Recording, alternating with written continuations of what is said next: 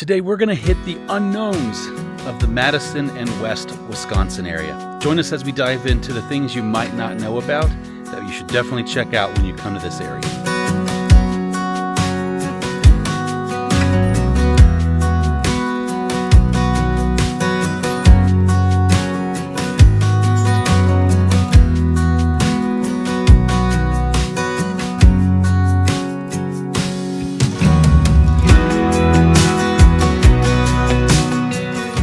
This morning we are starting off with a little morning stroll / hike at the Pheasant Branch Conservancy. This is located on the west side of Madison, or better known as Middleton.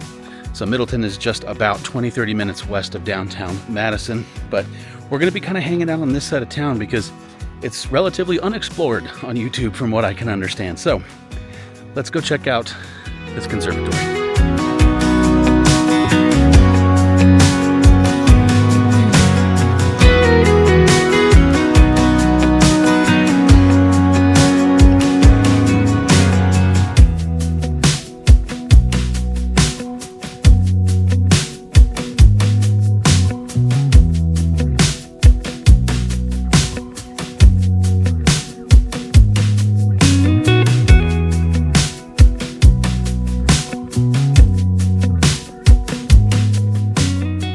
All right, that was the Pheasant Branch Conservancy here in Middleton. Really cool little hiking paths. It's very accessible, I will say that. So if you're looking for an easier but also very pretty hike or something to do that's a little more off the beaten path here in the Madison area, make sure and check this out. But now, it's been too long since I've had a cup of coffee, so we're gonna go get a cup of coffee. I will say, we're gonna tap into my mom's Norwegian heritage at the next couple of stops. So let's head a little more further west.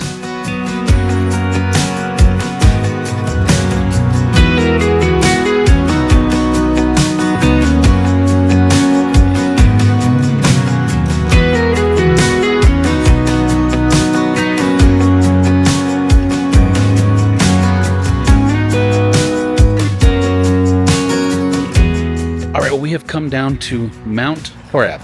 I'm assuming I'm spelling that right.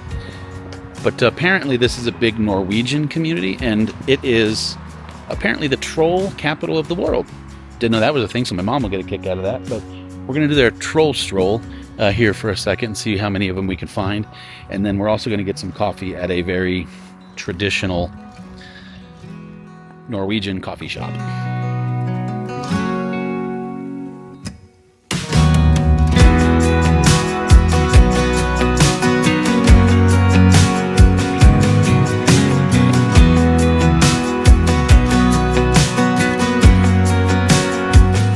All right, I'm probably going to butcher this name, but we're going to go to Sudlin's.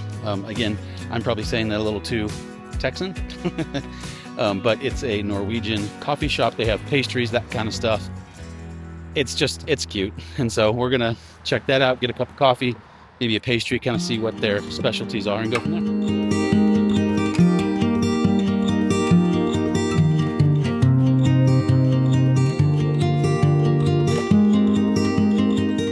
All right, so what I got was a chocolate chip and coconut scone and a cafe au lait, which is just coffee with a steamed milk and some vanilla flavoring. So let's dive in.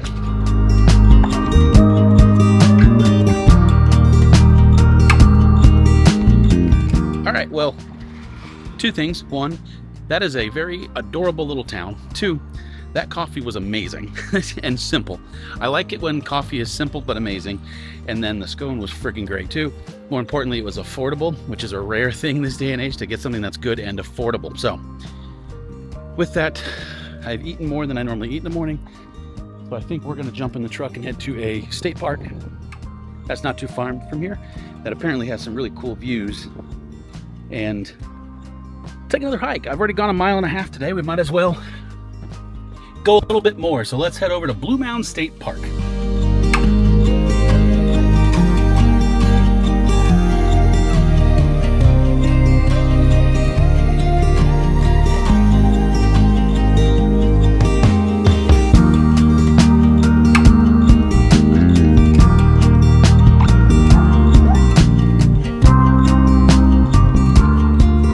right, so we made it to Blue Mound State Park. The office actually closed. Non-residents is $60 or 60. Non-residents is $16 a day. I remember this from last time. It's a little pricey for a day pass. I think in Texas it's like $8 per vehicle. So it's $16 here. It's $50 for an annual pass for a non-Wisconsin license plate. That's kind of how they do everything. But I want to do it, but I'm not going to come back anytime soon. So I just did the day pass. I did grab a property map guide. So let's go see if we can find a cool trail. All right, well, we are all parked up here at Blue Mound State Park in Wisconsin. So this park's a little unique. I'd say it's much more put together than the Texas state parks. Texas state parks are, we'll call them rustic. This one's a little bit fancier. So something that's unique about this one is that it overlooks the driftwood area of Wisconsin, which is just west of Madison. So there's a lot of scenic views and overlooks, that kind of a thing for something like this. Now, I will also say that something that's unique is there's 2 towers. We're only going to probably do one of them because you hike out to it a little bit. So we're going to probably do the west tower. I don't know why. Just seemed like it has a better chance of a better view, but we'll check it out. If it's cool and or not that bad, we will go check out the east tower. And we'll probably do about a 2 to 3 mile long hike or so. So we'll kind of play that one by ear, but let's get on the trail. Also, in typical Ryan fashion, I've had way too much coffee today. So the heart is pumping a little harder than it probably should be. So this is probably a good thing that I get out and walk and move a little bit and kind of wear off some of this energy. Okay, well, by hike, apparently I didn't really mean hike. Here's the tower. It was all of about 12 feet away from the parking lot. So let's head to the top. So apparently I've unlocked a new fear of scared of heights. We'll see how this goes in New York in a little bit. This tower full on just shifts a little bit. Sorry, I'm writing this on there. This tower shifts a little bit because it's all made of wood. I'm not gonna lie, I'm not that far from the top, but I don't know, just that uneasy feeling. Oh God. Okay, I'm staying towards the middle. All right, it's pretty cool up here.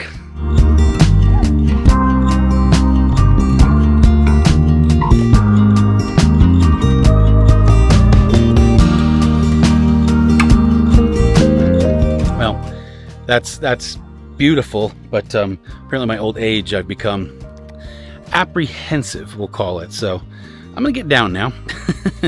But it's cool. I don't know if it's worth $16 cool, but you can see out there for a ways. I think Madison is back this way, so I can't see it because of these trees.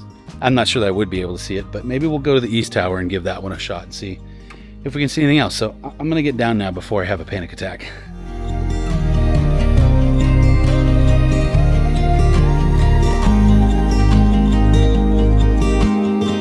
All right, right at the base of the tower is a trailhead. So I'm gonna go out on this for a little while. It's about a mile and a half out. I'm not sure 100% where it'll kick back in, but we'll go from there. So this was the park office right here. That's West Tower. So we're gonna go out this way and around Flint Rock, which is 1.3. It'll come back over here kind of by the east tower, and then we'll just walk back to the vehicle. It's parked right over here. So I will say this trail does have, it said 1,100 feet of elevation change. We'll see how this goes. Oh boy. Lauren, if you're seeing any of this, you'd be proud of me. 2 hikes in one day. I'm getting a beer later as a full warning. Big beer, maybe 2. Well, already the undulation change is concerning.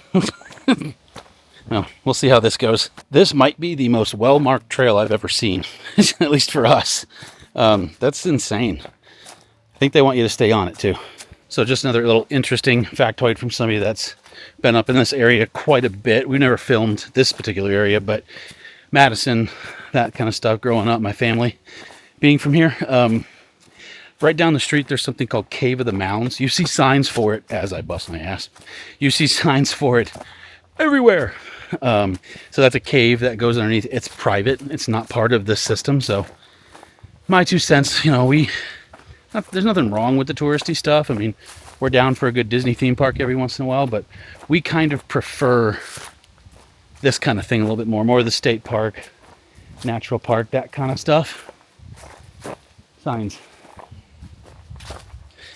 So Flint Rock Trail said to the left, campground to the right, West Tower picnic area, Flint Rock Trail. Okay, so we're going this way.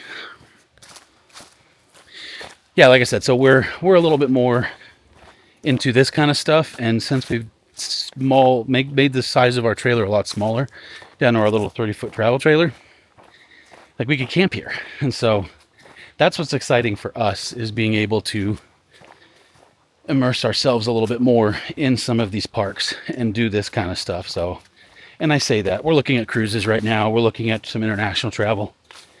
What do you want to see? I mean, I know we have a large contingency of RVers, and we recently, in case you're new to this channel, we have a podcast called the RV Shenanigans Podcast.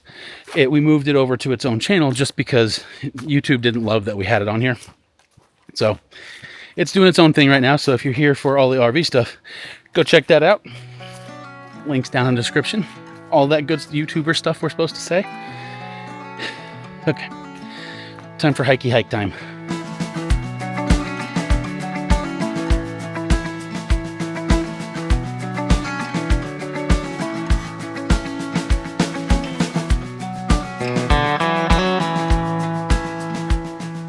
So I would describe the Flint Rock Trail as, for the most part, beginner. There is a lot of undulation down into it and then up out of it. I'm currently on the Indian Paint Trail.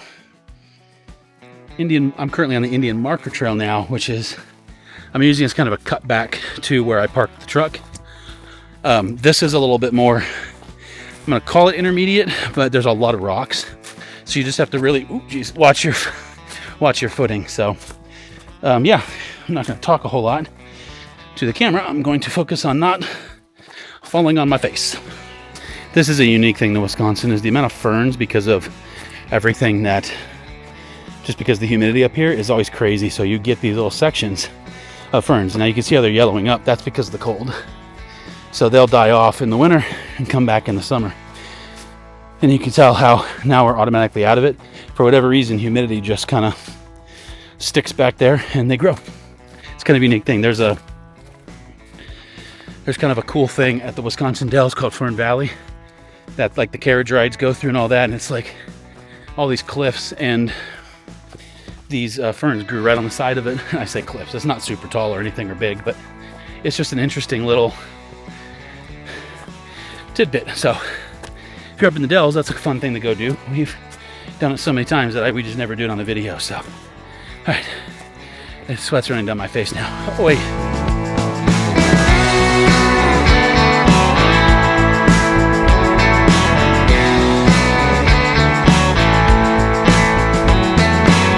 All right, Blue Mound State Park. I'm tired. Ended up doing about a 2.5 miles worth of hikes on 2 different trails. If you happen to be out west of Madison, it's definitely worth a stop. I would do this over Cave of the Mounds only because of already been stung once today. I would do this over Cave of the Mounds just because it's not touristy. It's a state park. It's pretty. Come give it a look. You're on top of these mounds. It's just really pretty. All right. I think I deserve a treat. Let's go get it. Let's go get a treat.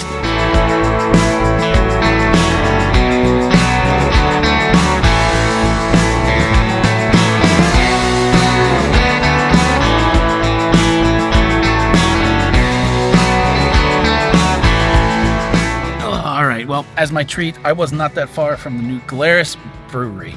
What is that? It's the home of what we call Spotted Cow. It is my favorite beer on the planet. I can't really drink beer that much anymore because of the whole no-carb diet thing, but I wanted to come here. So the place that I'm used to going up on the hilltop is under, not construction, but kind of refurbishment. So we're not necessarily going to get to do that, but we are across the street from the original factory. They bought this building and turned it into their tasting room and all of that stuff. So we're going to definitely check that out. Plus there's these little tables outside. I'm going to try and sit out here. Which, now I'm cold again, so I'm going to put my pullover back on before I go inside.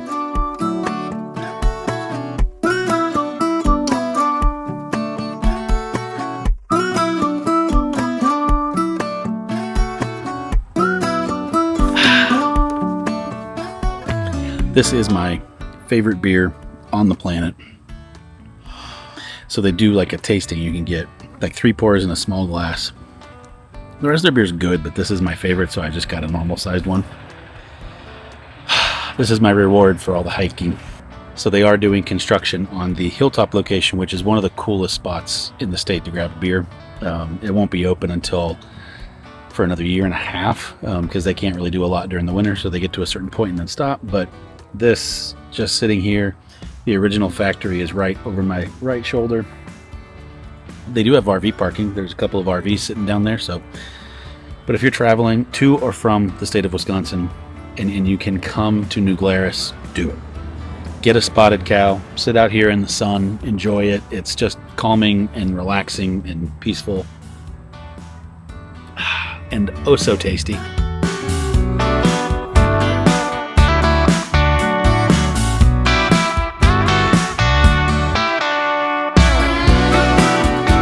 Alright, so I decided to get a refill. But this is called the Stag. I think it's called the Stag. It's their Oktoberfest. Yes, I've drinking some of it already. I figured 2 hikes equals 2 beers. That's my rationale and my math.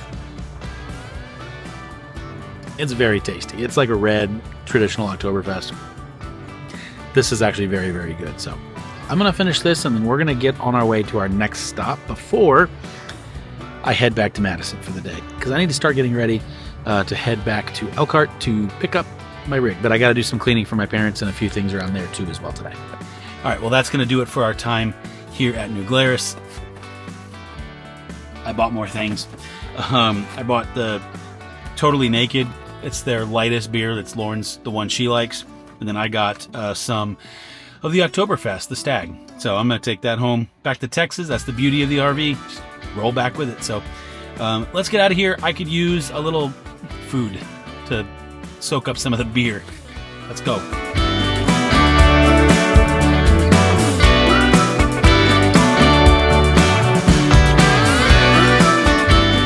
All right, well, I ended up coming right back to the condo because where I was gonna go was called the Landmark Creamery. It was they made their own artisanal cheeses, but more importantly, they had like grilled cheese and mac and cheese and all kinds of other foods like that. It looked really good. It looked very closed down, like shut down, permanently shut down. So unfortunately, we did not get to do that, but we still had a good rest of the day. I got to drink beer, 2 different hikes. I got to drink beer. But hopefully you enjoyed coming along and seeing kind of this other side of the Madison area out west of it. New Glarus is one of my favorite places. I love the Pheasant Branch Conservatory down there. Just the whole day was a good day. So thank you so much for joining us. Next week, join us as we break down the cost of driving about 1,000 miles with our RV. We're going to tally everything on our way from Elkhart back to home base in Texas, and let you know what the overall underlying cost is just for us to make it all the way back. And that includes food, fuel, you name it. So anyway, we'll see you guys next week. Join us as we head back to Texas. See you later. Bye.